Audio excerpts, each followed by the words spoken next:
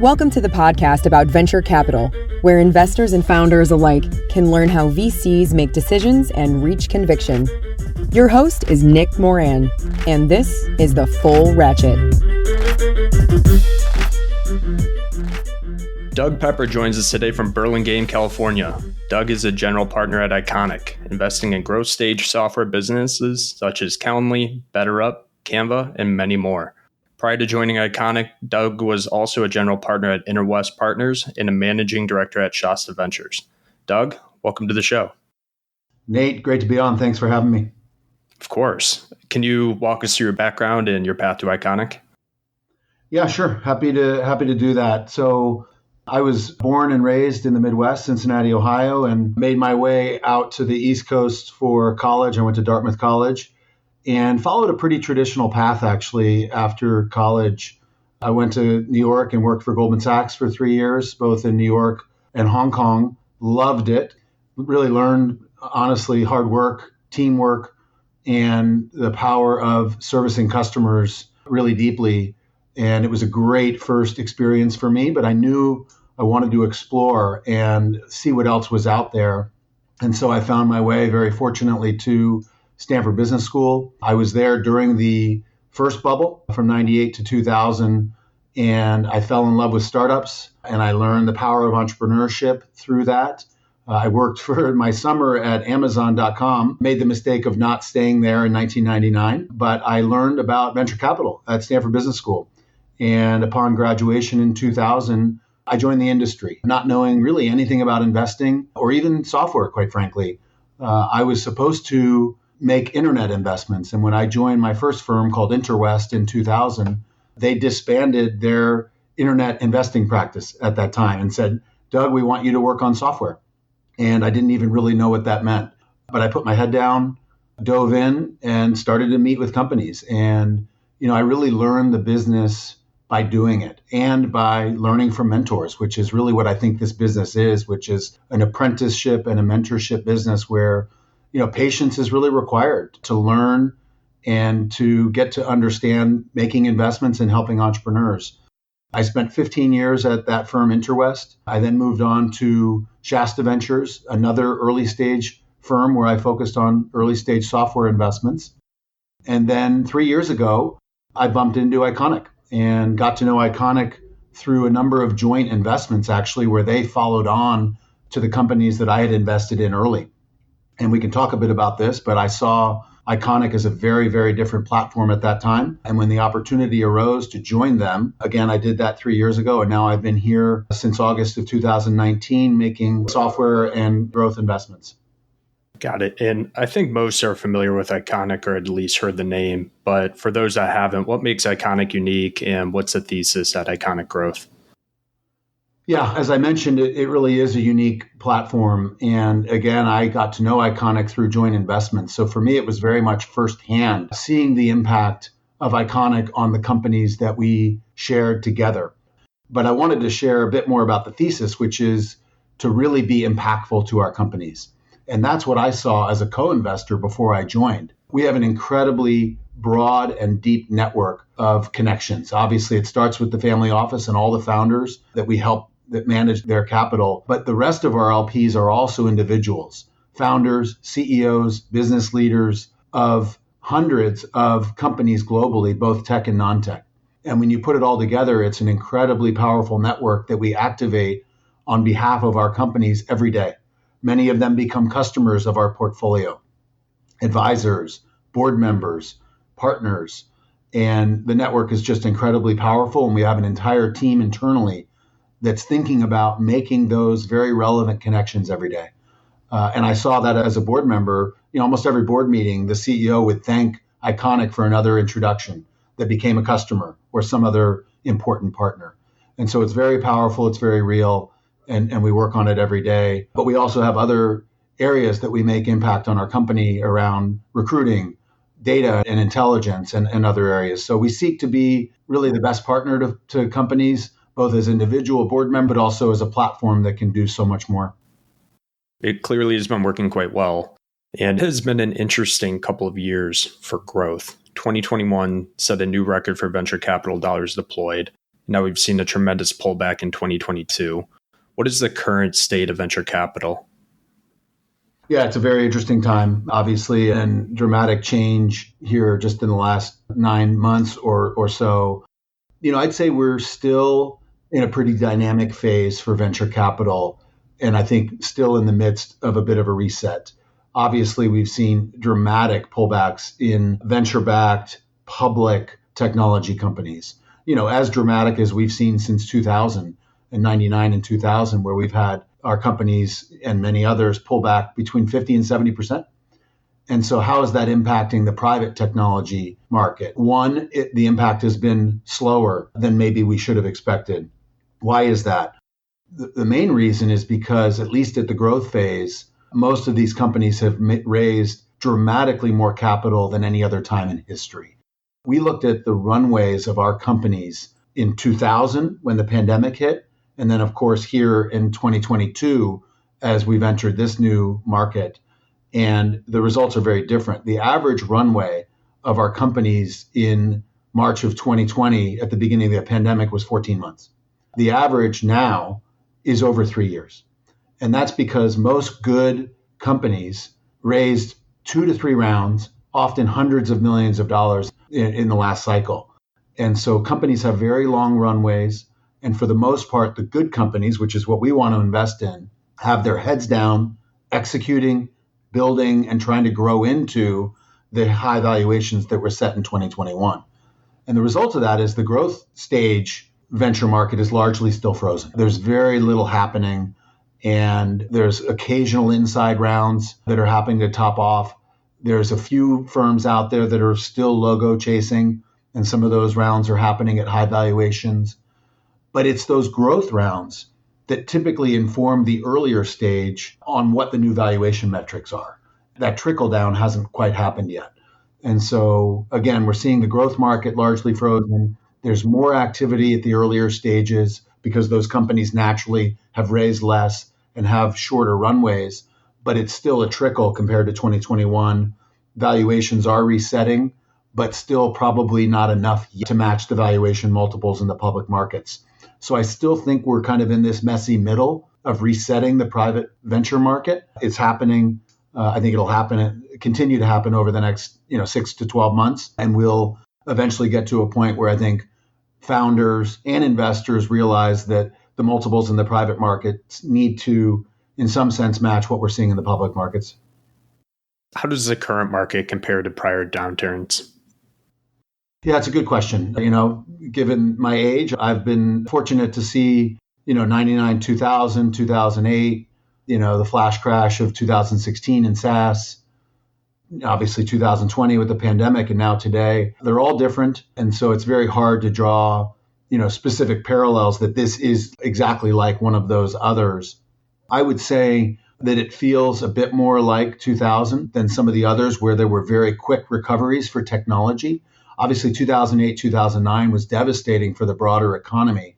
But for technology, actually, it was a blip. And there were great investment opportunities already in early 2009. I think this is going to be a bit more drawn out. And the reason I say that is the ingredients for this specific downturn that we're in now happened over the course of a decade, right? Really, since the Great Recession of 2009, we've been in this extremely low interest rate environment, very free-flowing monetary policy. All of that was supercharged in the pandemic. And now we've got, inflation and rising interest rates. And, it stands to reason that if the ingredients were being created over a decade, that it might take some time to unravel some of this. And so I think we're in an environment that could last for a while. And, make no mistake, we've already seen the impact. I mean, again, we've had our public companies drop by 50 to 70%. We haven't seen that much of a pullback since 2000. So we're already seeing the impact, and it's very real. And I'm not sure valuations recover dramatically in any short period of time. And we should also realize that while valuations are down that much, they're just now kind of slightly below the 5 and 10-year averages. So it's not like things are cheap out there in the public markets. They're just down significantly since the bubble, of 2021. And so what I would say is we've already seen a very dramatic pullback in the public market valuations, similar to what we saw in 2000. What I would say, though, is I'm much more optimistic than I was in 2000 about the ultimate recovery, in particular where we focus, which is more in enterprise and software technologies. If you think back to 2000, the companies that were in the public markets that were seeing the pullback were largely internet companies without revenue and many without business models. And today, not only are the companies real in the sense that they have dramatically strong revenue and revenue growth, but the ongoing demand for the technologies of those businesses is very sustained and very real. And all of the drivers of the companies that are in the public and the private markets that we invest in are very real and we think ongoing, unlike 2000, where many of those companies shouldn't have existed. And so, for the areas we focus on, we're very confident in their ultimate recovery. And the issue today really is more around valuation, not demand. Obviously, if we were crypto investors, I might feel differently. For crypto, I actually think this is more like 2000, where those companies were highly valued in crypto, but not real, and no business models and no real demand. And so for them, I think there's a more significant challenge ahead and maybe longer time to recovery, if ever. Yeah, I was reading the other day that cloud software is 1 or 2% penetrated still, which is unbelievable given how large we've seen some of these SaaS companies become.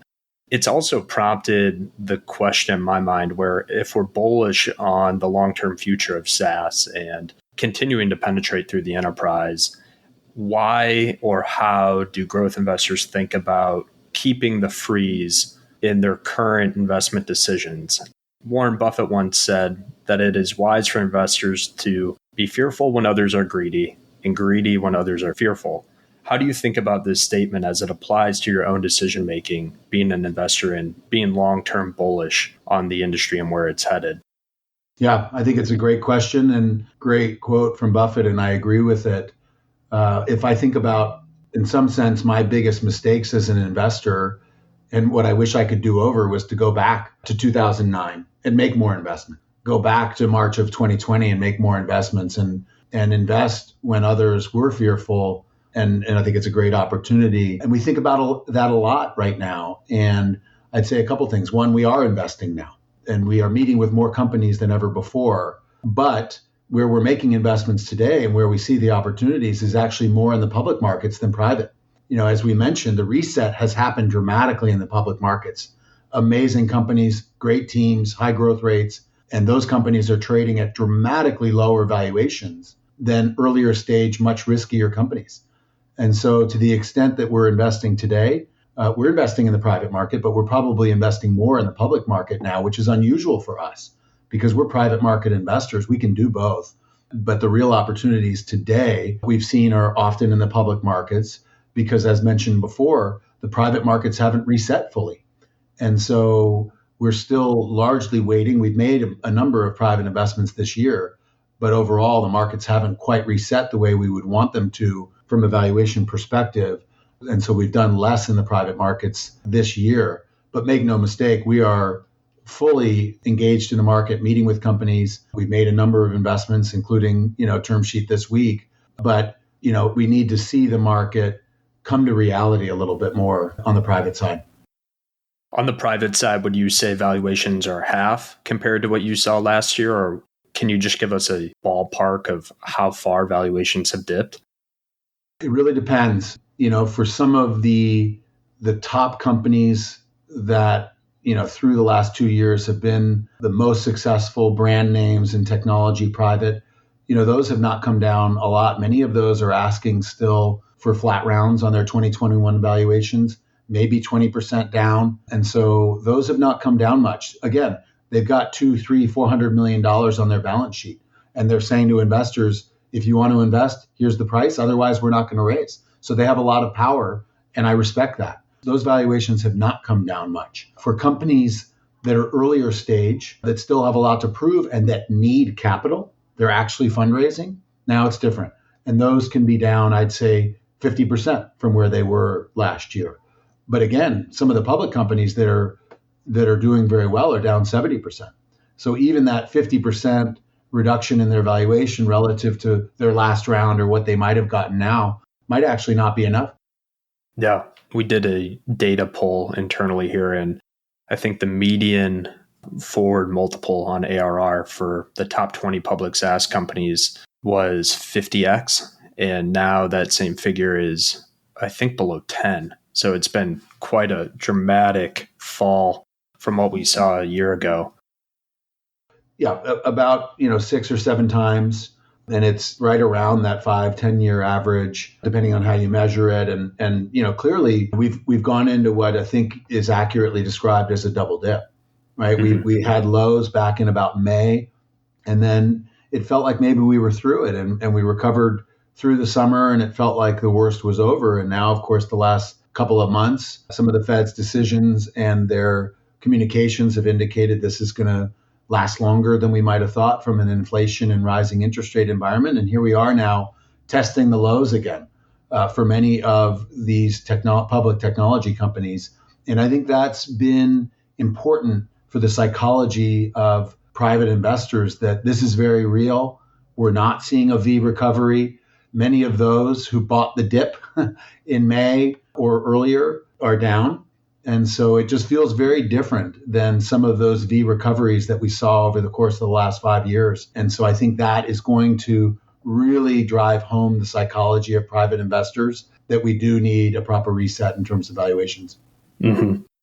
A moment ago, you were talking about the amount of cash that some of these startups have on their balance sheet, in the hundreds of millions at times. And maybe less talked about is the amount of dry powder that venture firms have. I was reading the Wall Street Journal a couple of weeks ago, and they reported that venture firms are sitting on, I believe it was $540 billion as of July.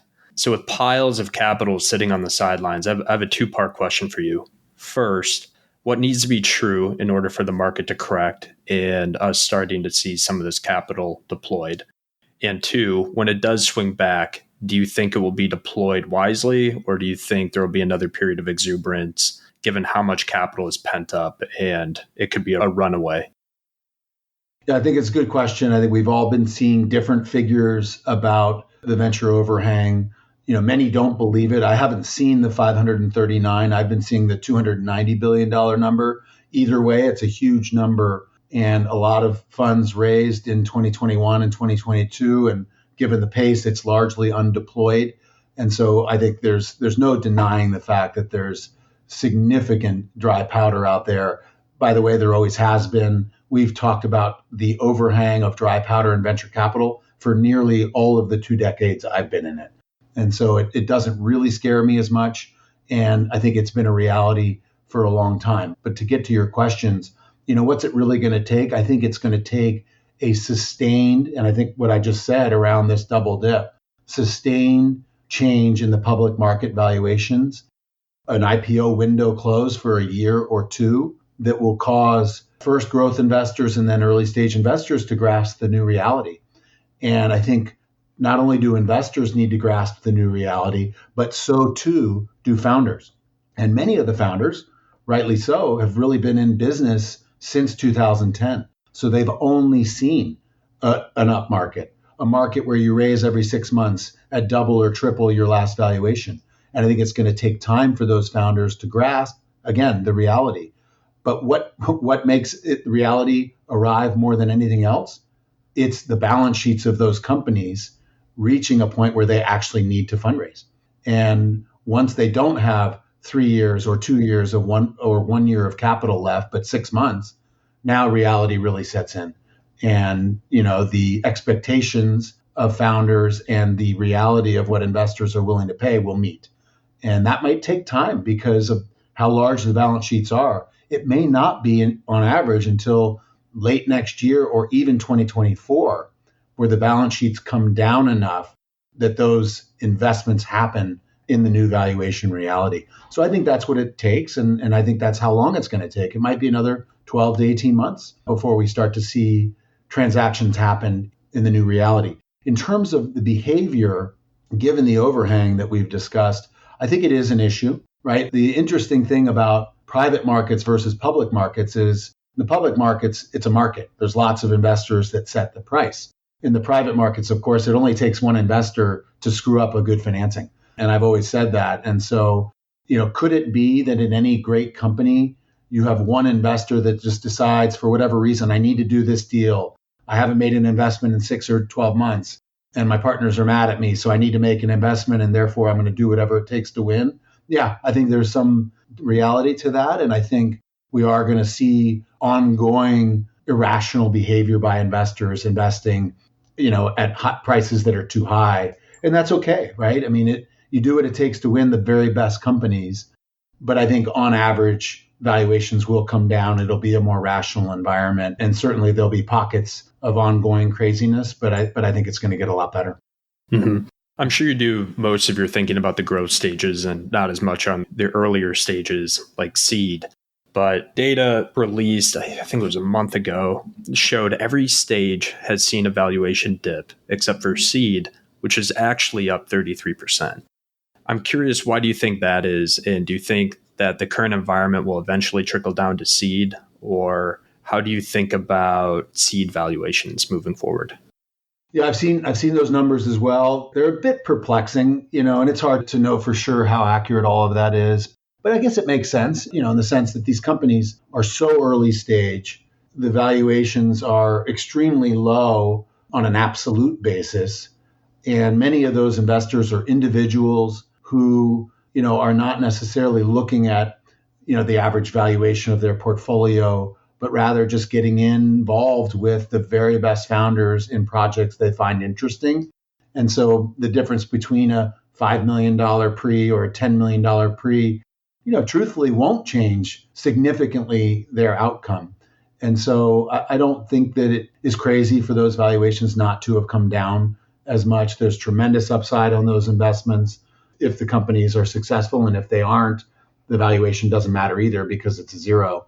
And so I don't think that that's crazy, but I also do believe that this does trickle all the way down at some point and that seed valuations will moderate, but probably not as much as the more kind of institutional rounds of Series A and beyond. Mm-hmm. I think the nomenclature is always shifting around a bit too, where maybe 5 years ago, 10 years ago, pre-seed wasn't a term, and now it is. And there could be a number of founders that maybe can't go and raise that Series A, so they're raising a $6 million round, and They're also labeling it a seed. So the variance is tremendously high as well, but it'll be interesting to see. And I mean, seed is the Wild West right now. I'd like to shift to talk about tactically how you're thinking about advising founders and what the ramifications of the current environment are for these companies. How should companies think about growth and efficiency in this market, and what benchmark should they be considering? Yeah, we've thought a lot about this and actually recently released a report. We do this annually, but the 2022 report I think is the most interesting we've done so far around growth and efficiency, benchmarks, metrics, and really the impact of the current environment. And you can find that on the Iconiq Growth website. But I'd say a couple of things. One, what's the dynamic facing most of the companies we're involved with and in general in technology? Every company has slightly different impact, but a similar story, which is, real tailwinds and extraordinary growth during 20 and 2021, when in general there was a real demand for technology, e-commerce, internet technologies, all the infrastructures to support that. And so it just was a really incredible rising tide in 2020 and 2021. And then all of the companies that did well in those years, of course, set very aggressive goals and their expectations for 2022 and 2023. And obviously, the most aggressive impact has been seen by companies that saw the biggest tailwind in the pandemic. Companies like Peloton and Zoom are the most obvious. But to some extent, every company that we're involved with saw that tailwind in the pandemic, and now some moderating of demand this year and next year. So all of our companies, in some way or another, are replanning right now. They're likely moderating their growth expectations for this year and next year. But importantly, they're also changing their spending because the prior very aggressive plans for revenue also had very aggressive plans for spending. And so, What we're doing is really working with our teams to assess the impact, the post-pandemic impact that they might be seeing on demand.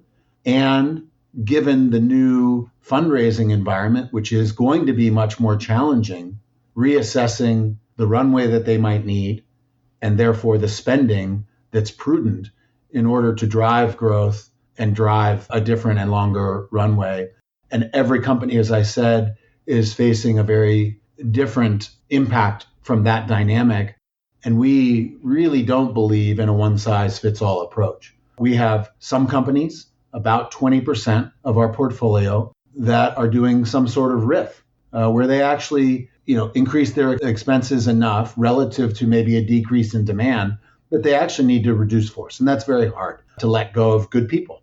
We probably have another 20% that have frozen hiring, that have decided, okay, our current workforce, which of course is the biggest area of spend, is sufficient for the near term, and they're freezing hiring. I'd say the remaining 60% are in some ways moderating their growth plan. And they're still hiring, but more selectively, more carefully, and planning to end this year and next year with fewer employees than they expected to, but still growing. And so those are conversations that are happening every day, not just at board meetings, but many conversations between board meetings to really help companies set more rational, less risky plans going forward. Have the benchmarks or expectations around how quickly these startups are reaching milestones such as 10 million ARR shifted at all? Or how quickly and consistently should ARR be growing today as a business is scaling to 10 million ARR? Yeah, I think the benchmarks, they're still the same metrics, but maybe how we're looking at them is slightly different. So let me unpack that a little bit. I would first start by saying, for better or worse, in any environment, I think for all of the companies that we're involved with, growth is still the most important metric.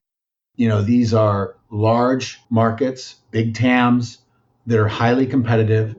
And in order to be the market leader, you want to be growing typically the fastest. So growth still is critical. But that being said, I think that we're entering a period where the need for more efficient growth is paramount. And in our report that you can find, we looked at the correlation in terms of public market valuations between pure growth and efficient growth. And it shouldn't be surprising that, before 2019, the public markets valued companies that were efficiently growing. That was the highest correlation with your valuation multiple. And then we kind of lost that between 20 and 21. The emphasis and the correlation of pure growth to value public market companies dramatically outweighed efficiency. And then, of course, in 2022, that dramatically flipped again. And the markets, both public and private, are looking for efficient growth. And so, we're having lots of those conversations with our companies about what that means. And there's a lot of different ways to look at that. One is Rule of 40, growth plus your free cash flow. The other is burn multiple. And as you know, burn multiple is really, what's cash burn relative to net new ARR in a given time period.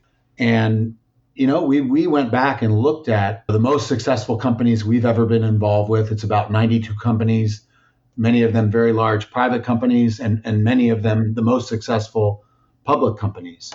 And what we've seen is that, not surprisingly, the burn multiples went up dramatically the last 2 years. The companies that we've seen be the most successful were burning basically 2x burn to net new ARR when they were at about 10 million ARR. So they'd be adding 10 million net new ARR and burning about 2x.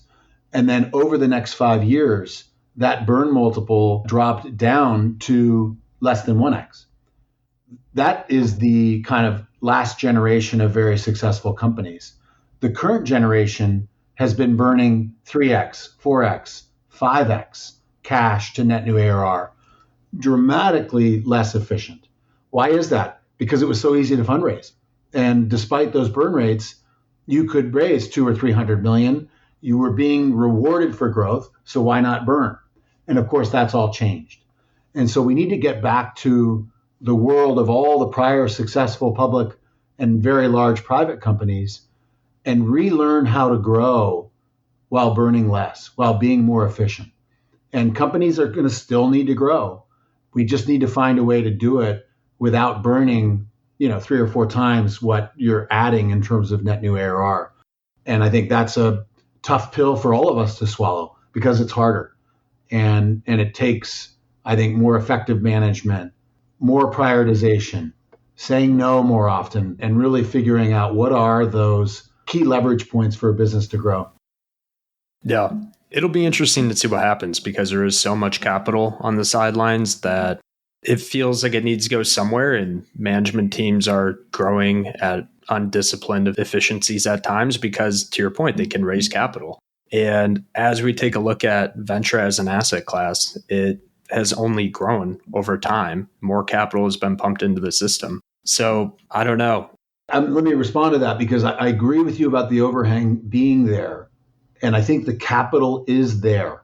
But I believe on average, investors are going to demand more from the companies they invest in. I don't think more growth, but growth, and they'll demand more efficiency.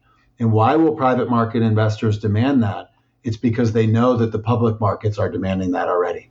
And so even though that overhang exists and the capital exists, I don't think it's necessarily going to let founders off the hook and operators in terms of the efficient growth they're going to need to show, because ultimately they're going to have to get there for the private markets. And I don't think necessarily that it means you have to reach those public market metrics today, but you really need to start showing that as you reach the growth stage and show that path. And for a long time, many weren't asking those questions. What does best in class efficiency look like today? And does it come at the cost of productivity and growth? It doesn't have to. And, all these numbers are available in the public markets and our reports. But, I think looking at rule of 40, as you know, that's kind of growth plus your free cash flow percentage. The benchmark's always been 40, and it could be, 30% growth plus 10% free cash flow margin. But the very best companies do better than that. And when we look at our public market investments and our holdings through companies that have gone public, we really look at companies that are rule of 60 or better. And, the very best companies are able to achieve those metrics and sometimes better. And how do they do that? They do that through incredible efficiency. And efficiency takes on a number of different vectors. One of them, as you well know, is around net dollar retention. And the best companies that are able to achieve rule of 60 are amazing in their early days at new logo velocity. And they really never lose that. But they're even better relative to other companies at retention, upsells, expansion, either through new product velocity or usage-based models that can often drive their net dollar retention to 150% or greater. And when you're getting that much business out of your existing customer base, which obviously getting new dollars from existing customers is much cheaper than getting a new dollar from a new customer, those are the businesses that we see be the most efficient and drive that rule of 60 or better. Yeah, it's easier to keep management teams aligned too, right? Like if you have a metered service where sales and product, they're all oriented in the same direction. Doug, if we could feature anyone on the show, who should we interview and what topic would you like to hear them speak about? One that comes to mind because it's related to a topic that's so near and dear to my heart is a founder of a company called Lattice named Jack Altman. And the reason that I bring him up, and was quite frankly the first thing that came to mind, is because for me in my investing career, more than product, more than metrics, what has driven my investment thesis and why I invest in companies as much as anything else has been culture. And I believe that culture is a sort of secret, almost superpower that many of the best companies have. And it becomes this virtuous cycle of great culture, camaraderie, collaboration, fun within a business that drives better recruiting, better retention.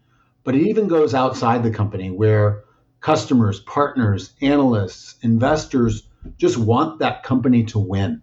And it, again, I think is a virtuous cycle. And I think of Lattice and what Jack has done as founder CEO there to drive that kind of culture to be quite remarkable. And if I were a founder, I'd want to go to school on how to do that, how to create a culture like that creates a flywheel of success, both internally and externally.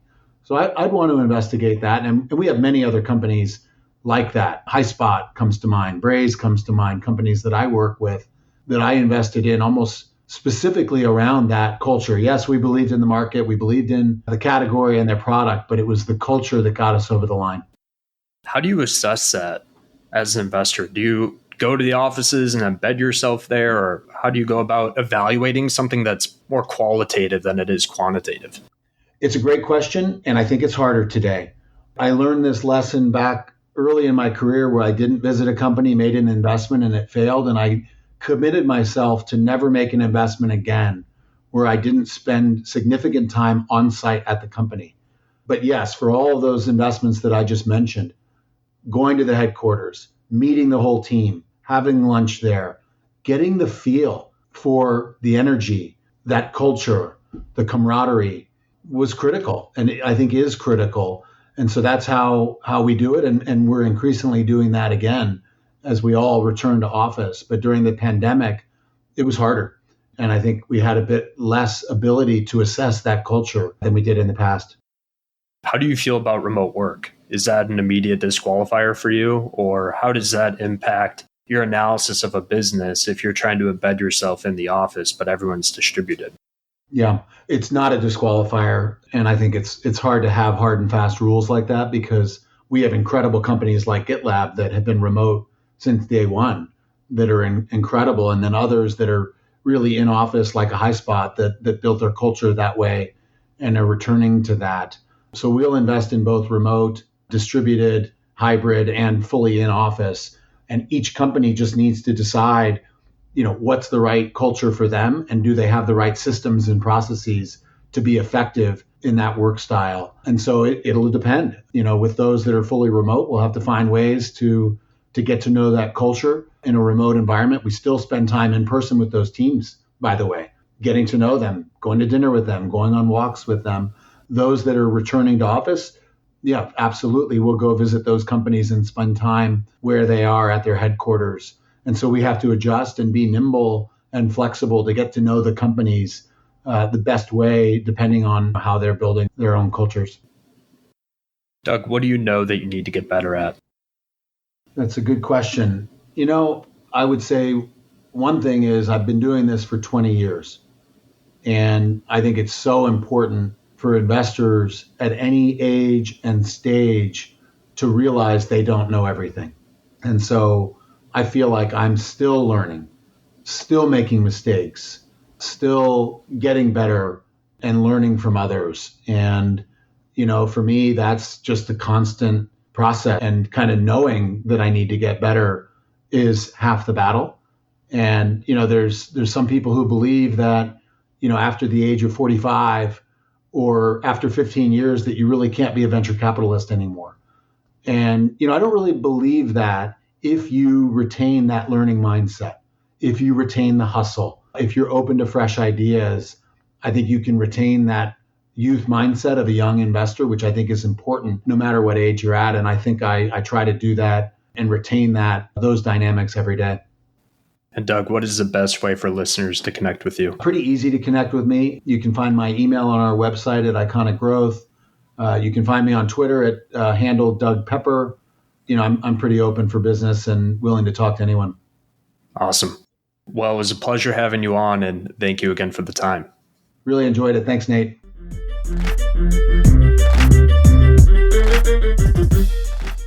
All right, that'll wrap up today's interview. If you enjoyed the episode or a previous one, let the guest know about it. Share your thoughts on social or shoot them an email. Let them know what particularly resonated with you. I can't tell you how much I appreciate that some of the smartest folks in venture are willing to take the time and share their insights with us. If you feel the same, a compliment goes a long way. Okay, that's a wrap for today. Until next time, remember to over-prepare, choose carefully, and invest confidently. Thanks so much for listening.